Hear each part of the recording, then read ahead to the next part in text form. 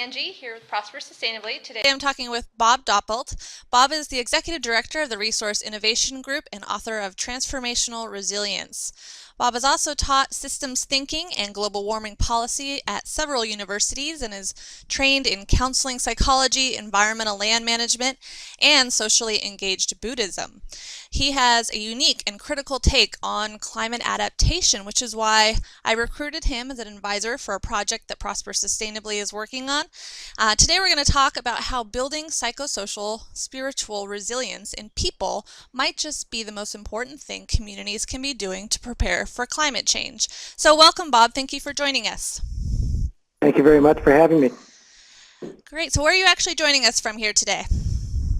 I'm in Eugene, Oregon, which is where our office is when I'm not on a plane going somewhere. Great. Yeah, and I'm actually here in Hawaii, so we're talking remotely, and Bob was nice enough to give us some time. So Bob, I really have to tell you that now that I've read your book, I'm seeing so clearly as I'm doing my climate adaptation work how strangely disconnected this work is to the relationship to our own well-being and inner experiences, even though that's exactly how we're going to experience climate change. So, you know, in the U.S., a lot of times I'm seeing that we're doing more to incorporate human health. Sometimes we touch on mental health consequences of climate change and maybe treatment, but it's from a bit of a clinical perspective. So I'm just glad to share your message with our listeners who are working in the climate space on a community scale. And I thought we could start by, if you could share with us on a personal level, just how you arrived at a conclusion like you had, that human resilience is really an essential missing piece to focus on when it comes to climate change. Sure. Well, first of all, my organization, when we were for 10 years almost we were called the Climate Leadership Initiative in the Institute for a Sustainable Environment at the University of Oregon.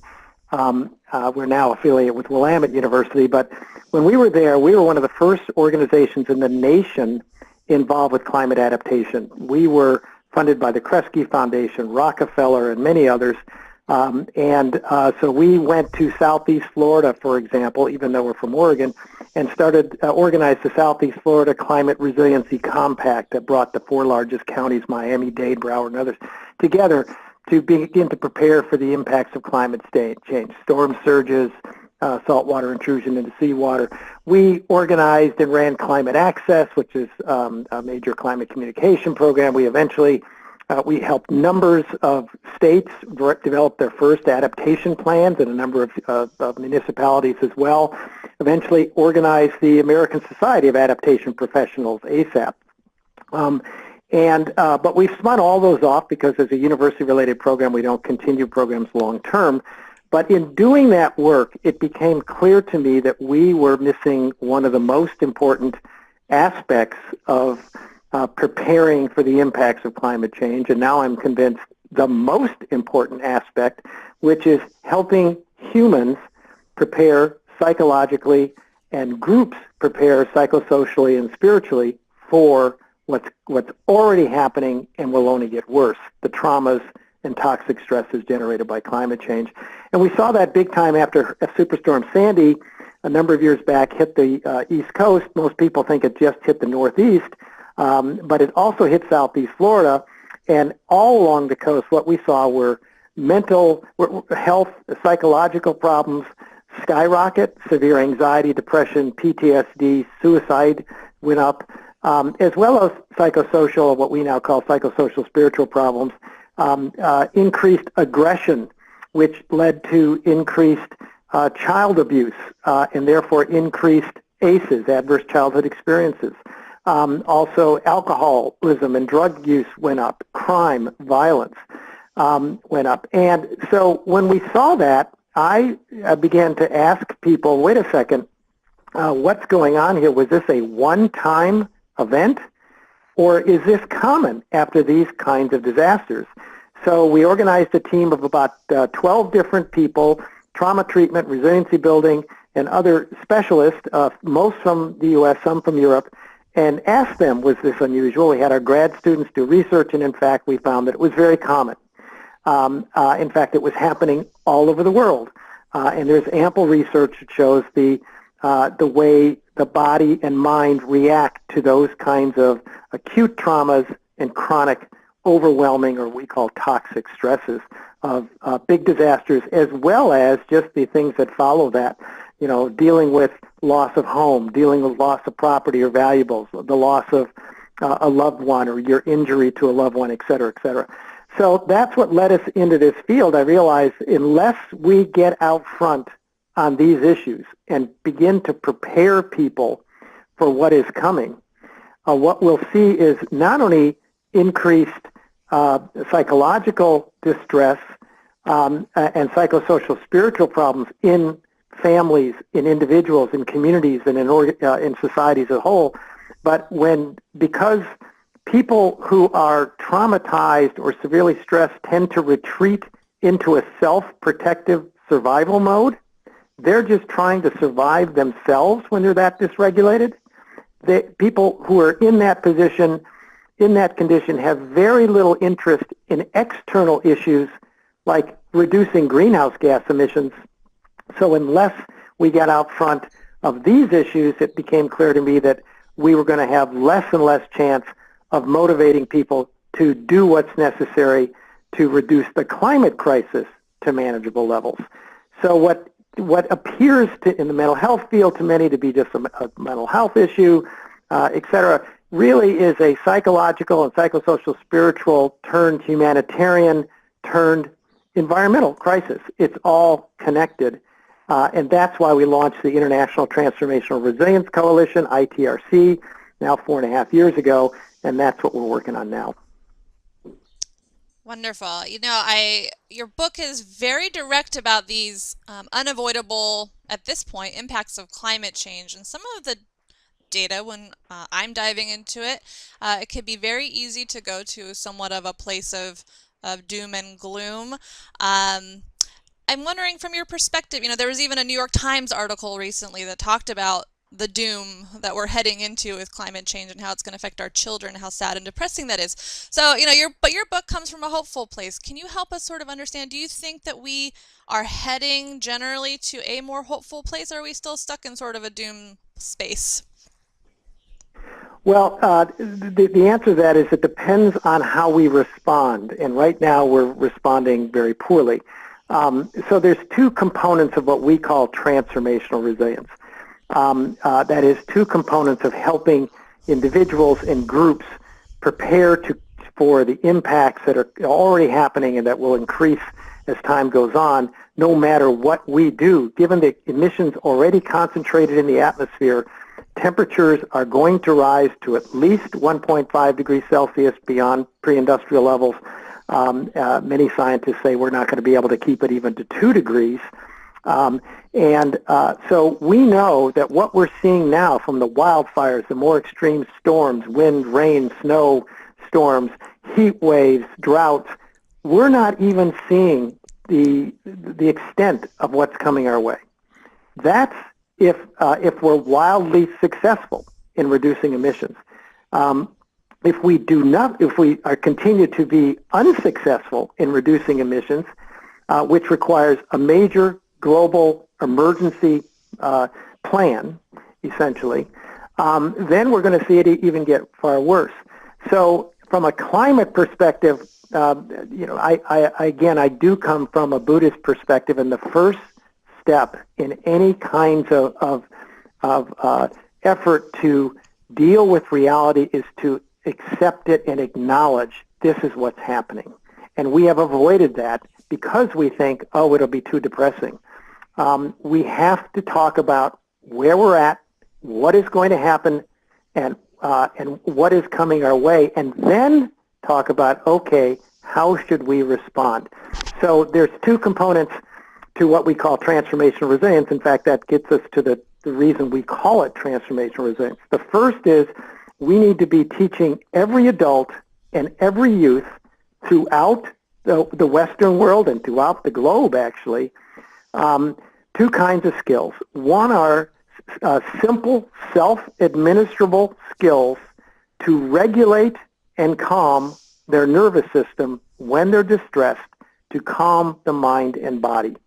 That what happens when humans are distressed because of a built-in process in our brains is when we sense a threat, our brains release neurochemicals into our bloodstream that prepare us to fight back, to flee, or if it's overwhelming, we end up freezing.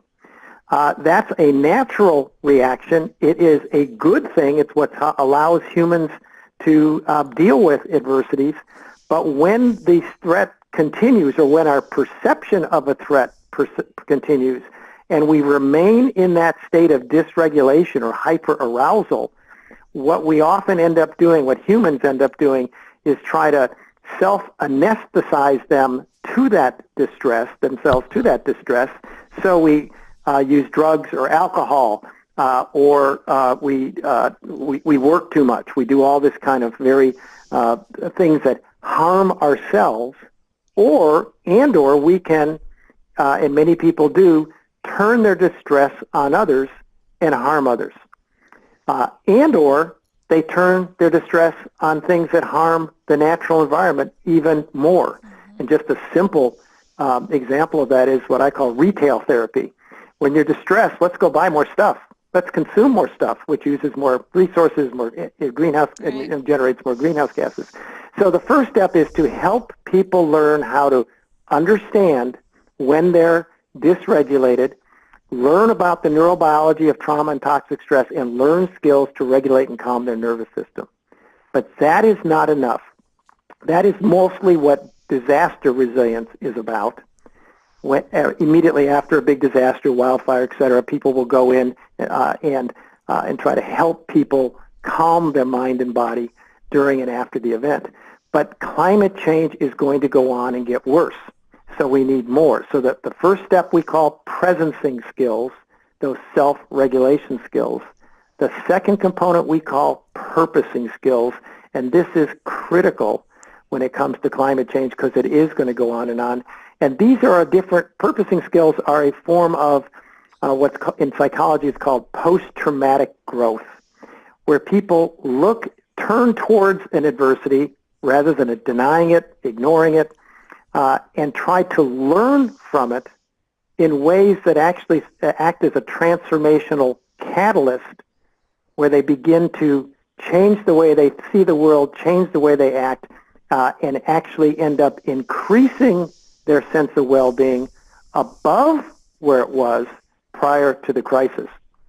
So that's why I'm hopeful about climate change. If we can give people these skills, purposing skills as well as presencing skills, individuals and groups and whole communities can begin to use what's happening as an opportunity to learn about the world and themselves and actually make the changes necessary not only to reduce the climate crisis to manageable levels, but increase their own well-being and the well-being of others. I think that's doable because it happens all the time. We know how to do it. It's a matter of really launching a movement across the U.S. and across other countries to make it happen. So, I think our listeners are going to be really interested in hearing more about what are the symptoms of this occurring in my community, whether we are what you call a trauma or organized community versus a transformational resilience community or transformed community. But maybe let's make sure we have our terms down because this is really new for a lot of folks that are working in climate change but are doing kind of what you had said, which is maybe focus more on the infrastructure or the physical aspects of adaptation. So can you maybe first define transformational resilience in maybe the most basic term? Well, thank you for asking that question. We normally think of resilience as bouncing back to where we were before crisis in some ways. And that is going to be insufficient from a climate change perspective. Is anybody in Puerto Rico bouncing back now, over a year later or about a year later after the hurricane? Really we have to think in different ways. So transformational resilience is developing the capacity to respond and cope constructively with adversities of all types and use them as transformational catalysts to learn and grow and increase the well-being of others as a way to increase your own well-being. So it's first coping with it in constructive ways and then using the adversity as a catalyst, a transformational catalyst to actually increase well-being. Right, and you point to a lot of related research in post-traumatic and adversity-based growth, and you also use a term I really liked, the analogy you used with hormesis. Did I say that right? Hormesis. Yes, yeah. Could you help our listeners understand what that is and how that relates to psychological and emotional capacity? Well, yeah, hormesis means that when you're doing bodybuilding, for example, and you're lifting heavy, heavy weights, you'll notice that your muscles get really tired. And if you're really doing it extensively, you find you can't even lift anything for a while. So that's the distress, if you will. But what that does, if you use it correctly and you give yourself some time to rest and develop the capacity to do this, it actually ends up strengthening the muscles. So the down period, the weakness ends up actually helping to strengthen your capacity. That's what post-traumatic growth is. And most people have actually done that in their lives. That's what is so important to say. This is not something new most people have to learn and make up. What they have to do is surface the skills they already have that they've used in the past for post-traumatic growth. So what we always ask in all the workshops and work we do with groups is, have you ever used an illness as a reason to start eating better or get better exercise? Or some other severe event or traumatic event in your life, like you lost a job or you had a traffic accident, as a reason to begin to do different behaviors that turned out better for you. That's post-traumatic growth. We all can have done that at some point in our life. Often we're not even aware that we're doing it. We certainly don't use those terms. But what we need to help people do is become aware of when and how they've done that, surface those skills, and now say, so how can you apply that now to the distress that's happening and the events that are happening related to climate change? And let me say one other quick thing, that it's important. It's not just climate-related disasters that transformational resilience is helpful for and or needs to be applied to, because in many cases, at least for the next number of years, climate change is a threat multiplier. That is, it adds to and aggravates existing stresses and traumas in addition to providing its own disasters, generating its own. So often people don't realize that climate change is aggravating an issue. So water shortages, the issue seems to be, there's just no rain, it's a water shortage, but they don't make the connection. And so we need to apply these skills to help people learn how to deal with all types of traumas and toxic stresses. Yeah, and let's talk a little bit about application, because clearly we're talking about some level of skills that we would like to see on a global level, but it has to sort of start with the individual and maybe gets administered or implemented at a community level. Can we talk a little bit about how an individual can achieve transformational resilience? You have your resilience growth model. Maybe we can get into that a little bit more. Sure. Yeah, and we developed the resilient growth model, as we call it, with this team of 12 different people, because we were trying to provide a framework for individuals and groups and communities to begin to apply these skills. Again, none of the skills are unique in one sense. They're used already, and most people utilize one or more of the skills or tools in their lives now, but they just don't call it that, and more importantly, they're not aware of it.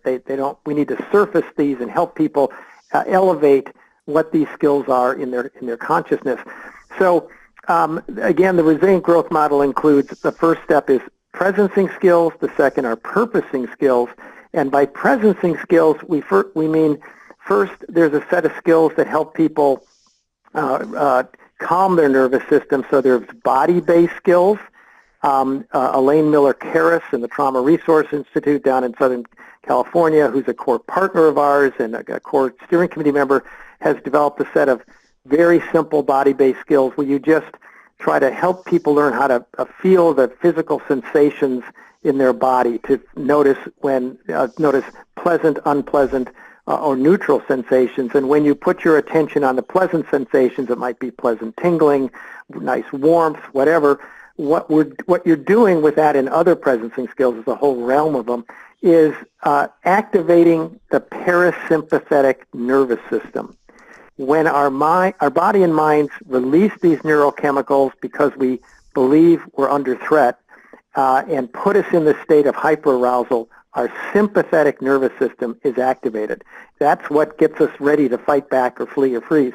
And what we want to do is activate the parasympathetic nervous system, which moderates that activation and calms the mind and body. So body-based skills, breath-based skills, like mindfulness, and thought-based skills are helpful with that. But from a Native American perspective, for example, or indigenous populations, there are other skills that are very helpful. Just being together, eating in groups, singing together in groups, and just having that connection is really important also. That's another culturally appropriate or culturally effective skill. So you really want to help people use age and culturally and demographically appropriate presencing skills. Another core element is helping people learn how to develop and maintain strong social support networks,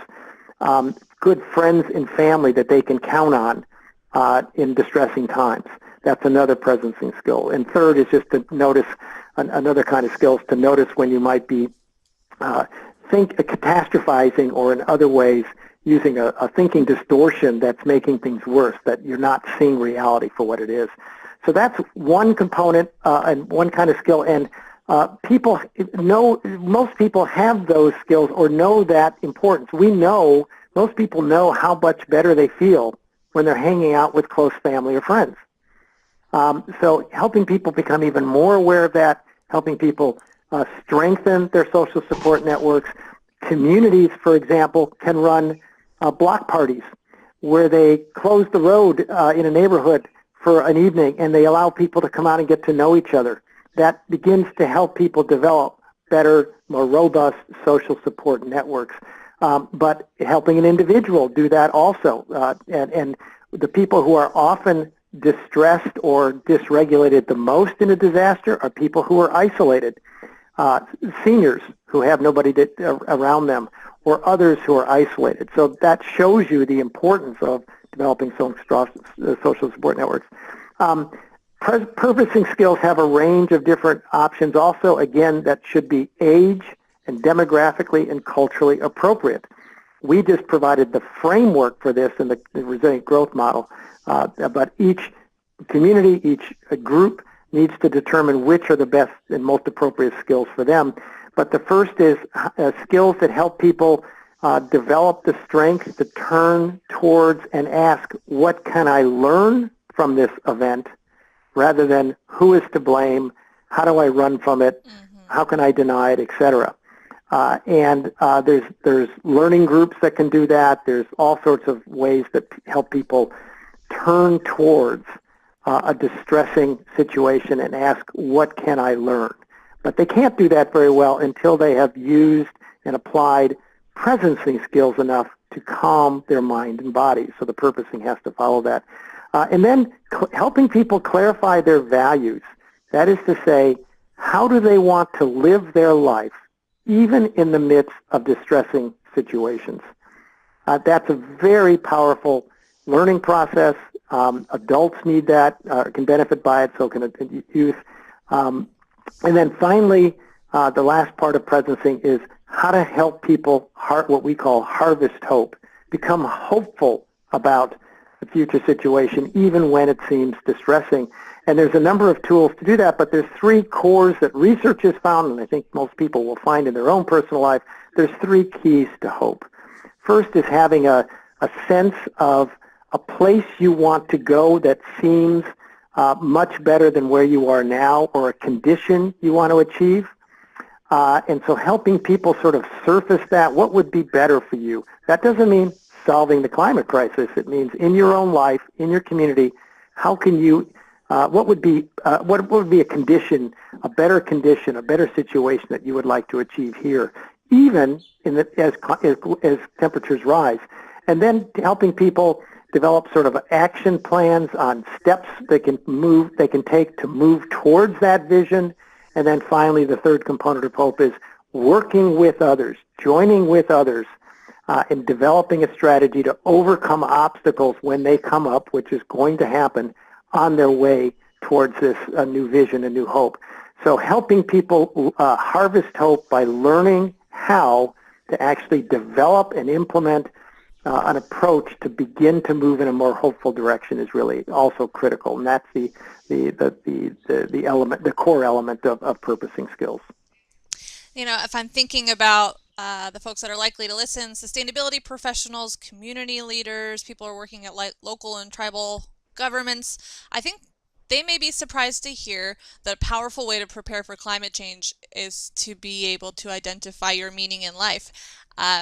They probably agree that that's powerful, but it may also seem daunting. And so knowing that we have lots of communities where we need to build these skills, I personally know of very few communities that are building those skills. And I'm just wondering if you could kind of give us some ideas for how to make the choices to move in that direction. You know, they're making choices about their limited time and resources and where to focus on things like emergency plans versus a microgrid versus a notification system or better data monitoring.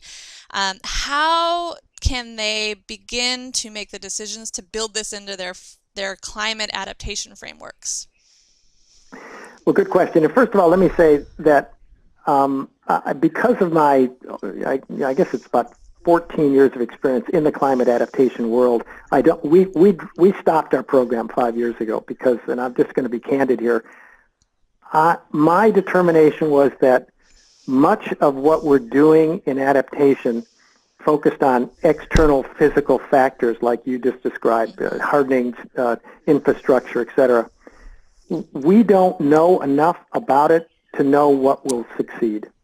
And what we're doing is spending millions, we saw that in Florida, in Miami Beach, millions and millions on these infrastructure projects, et cetera, and we will then see them fail, and that will be even more distressing. So I just want to warn people that the focus, our natural focus is external physical factors. And I understand that, but I think we need to do some careful thinking about what do we know? How do we know that that's actually going to do what we think it's going to do, that we can prevent many serious impacts? But we know the research is clear and our experience is clear. We know that people can increase their resilience to this and can use these experiences as learning experiences, as transformational catalysts to learn and grow and increase their well-being. And yet that world tends to be in the mental health and psychology world, not in the climate world. So we have this big, huge gap that exists. And what's ironic is that in the mental health world, they think this is the climate change is an environmental issue that also has nothing to do with them. Right. And so we have this.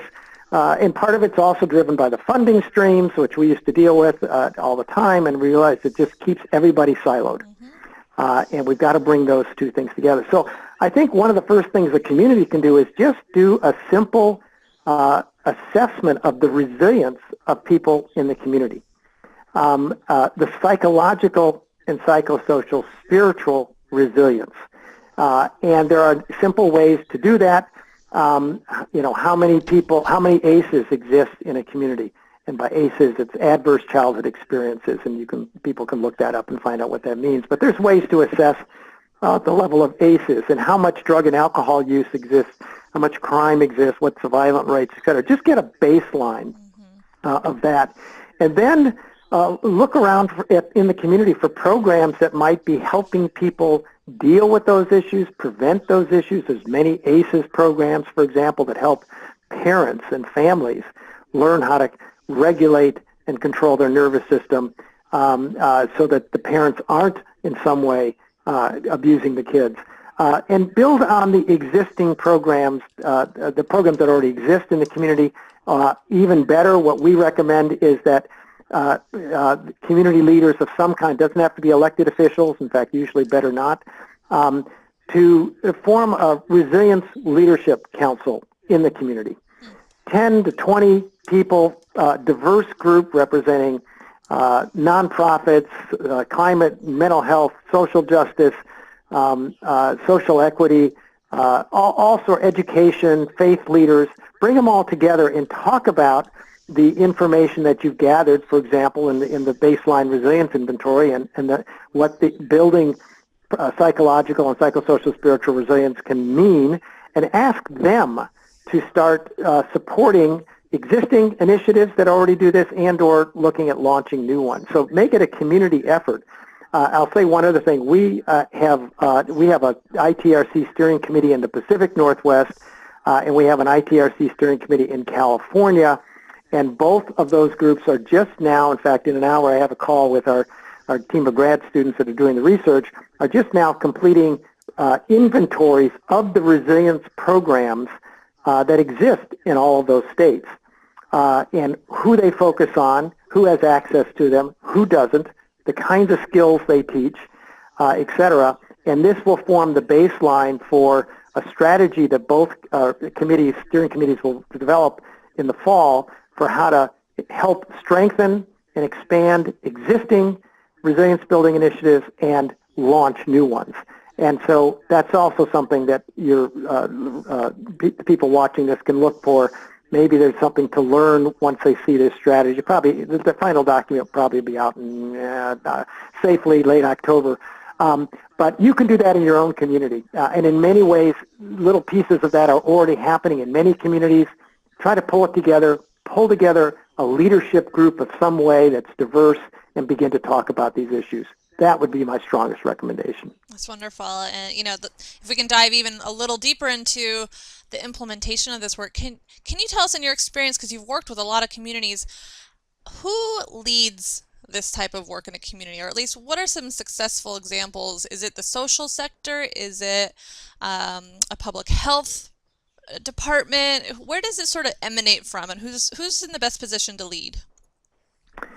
Well, that's a good question, and there really is no one answer to that. It really depends on the community and on some individual or individuals who just decide that they're going to do it.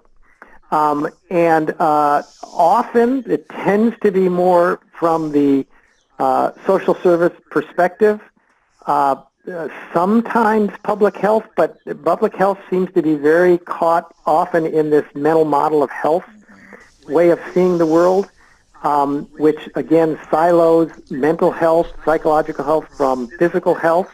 And actually there's a tremendous amount of research and experience that shows that many of the physical health problems that are now skyrocketing are either aggravated by or directly caused by the long ongoing psychological stress.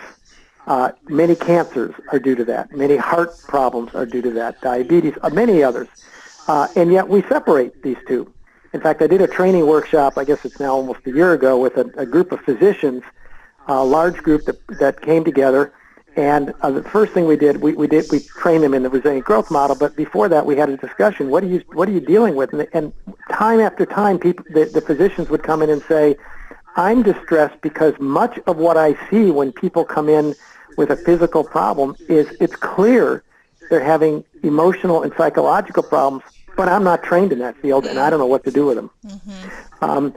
So I think if and when the public health arena sector can become more integrated, they'll be more effective in leading the role. But there's some people in the public health sector that aren't. So I think school counselors, educators, faith leaders are often some of the first to jump on board these because they see the distress. But it really ranges. I think really just get people together, talk about the issues in a community or in a neighborhood or in an organization of some kind, and see who's interested. And you never know who might step up. And you said that this effort could be wrapped up and incorporate it into other types of, I guess, relevant efforts. So maybe is that a climate adaptation planning effort, emergency planning? Where else should folks be trying to incorporate this? Yeah, all of the above. So again, we haven't had much luck with the climate adaptation fields yet, Mm-hmm. despite the fact that that's a great deal of my background. So we're members of U.S. Climate Action Network, and we tried to get, that has a lot of the 350.org and many other groups involved around the country, and we tried to get them involved with this, and again, they want to stay focused on these external physical things. It's not that, again, that that's not important. It's just that we have to really do some thinking about what's really needed and what will be most effective here. So I think really engaging the social service sector first is and the public, the psychological mental health field, and others who really have the training and have the likelihood of tuning into these issues in people. If you're trained as a biologist and an engineer, et cetera, you're not as likely to sort of tune into these issues as if for those who have training in mental health, social services, education, faith, of some type of faith-based approach, et cetera. They are more likely to be sensitive to these issues early on, and I think that's people to really reach out to first. Right. I can see a lot of the folks that I've worked with in local and tribal governments feeling somewhat overwhelmed by the thought of doing this work in their community, even if they totally got it. I'm wondering where they could go for step-by-step guidance or assistance. Your book is a wonderful start, and I'm thinking they might need additional support. Where could they go for that? Well, so there's a couple of ways, and actually now that I realize that I think I didn't answer your previous question very well, but Oh, we offer the ITRC, International Transformation Resilience Coalition, which I coordinate. We have a 22-person national steering committee, and then we have these regional committees. We offer our own series of webinars. They're coming up in September, actually, free one-hour webinars. That gives you more information. We offer training workshops. We have one coming up in San Francisco in a month or so, and then we do most of the work we do are private workshops and training sessions for folks, so we're happy to come to it. I do some, but also the members of our steering committee do a lot of them on their own. So I think that's one way, just get trained in this. But also there's a number of ACEs programs and resiliency building programs, as we found in our research in Oregon and the Pacific Northwest and California, and that focus on pieces of this and start there. So people might want to look for a adverse childhood experience ACEs program in their community or their region and go connect with them. My guess is they're going to learn a lot there. They focus extensively on the neurobiology of trauma and toxic stress. That's what they train people in. So you don't have to focus on climate change. In fact, when we go into a community, we often, that's conservative or in other ways might have problems talking about these issues. We don't. Start with the issues the community is dealing with, and then down the road, if it's appropriate, talk about, these skills will also be helpful for these other kinds of disasters and toxic stresses, but you might never get to that.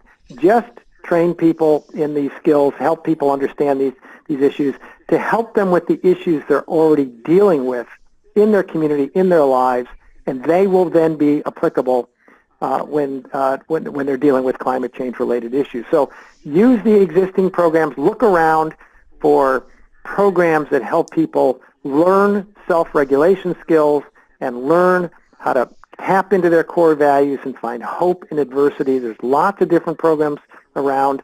They have to use different terms and look for them, but they exist in most communities, and start there. well, I'm certainly convinced, and I'm already building a lot of these concepts into some climate change and health-related trainings that we're doing and adaptation plans that we're working on in community. So thank you so much for sending this message. And I want to just end on a sort of a big picture note. Towards the end of your book, you talk about how it's really important that we don't just apply these methods to react to disasters, but to do things preventatively, knowing what's coming our way, and that it's easier to do prevention than it is to treat millions of affected people. So my question is just, if you had 1 minute with a policymaker, because these are policy level issues, if we're going to work with billions of people across the world, if you had 1 minute with a policymaker, what would you ask them to do? I would ask them to authorize and fund programs that, prevention programs that train people in what we call transformational resilience, train adults and youth. We already have programs like that. SAMHSA runs mental health first aid programs, for example, that provide funding for local coordinators to set up educational programs that train people on how to spot people with mental illness or early signs of mental illness. Why don't we do that for prevention? Let's fund and authorize and fund programs all over the U.S. that train every adult and every youth in transformational resilience skills, and we will not only save billions of dollars in treatment costs down the road, but we will motivate millions and millions of people to engage in positive ways that help the community and deal with the climate crisis. Well, thank you so much, Bob, for this hopeful and very human and personal message. I really appreciate your time talking with me today, and I'm sure our listeners will too. So the book is Transformational Resilience: How Building Human Resilience to Climate Disruption Can Safeguard Society and Increase Well-Being.